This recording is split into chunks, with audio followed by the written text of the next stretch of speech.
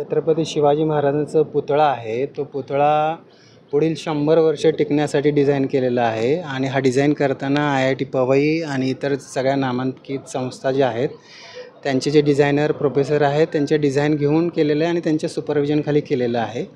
पुतळा एकदम सुस्थितीत आहे आणि आम्हाला खात्री आहे शासनाला किंवा पिढवडीला की पुढील 100 वर्ष नक्की टिकेल, याला काही होणार नाही. सुशोभीकरणाचं काम कसलं, नेमकं कशामुळे कसलं ते? सुशोभीकरणाचं काम इथे केलेलं नाही. हे पूर्वी जे काही पेव्हिंग केलेलं होतं ते माती खाली लूज असल्यामुळे तिथं सेटलमेंट थोडी झालेली आहे. त्या पलीकडे काही झालेलं नाही.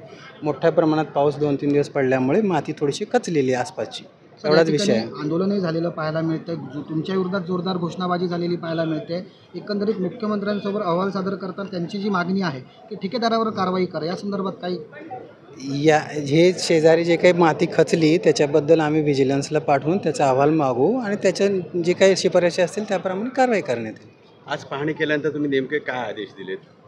मी आता पाहणी केलेली, आदेश दिलेले नाही. मी पाहणीनंतर मी देईल आता ऑफिसमध्ये पण गेल्यावर. काय वाटतं तुमचं, म्हणजे नाही तसं सिरियस काही नाही याच्यामध्ये. हे जनरल रुटीन आहे. पावसामुळे थोडीशी माती खचते आसपासची, एवढंच आहे त्याच्यामध्ये, विशेष काही नाही आहे त्याच्यामध्ये. ठीक आहे, धन्यवाद.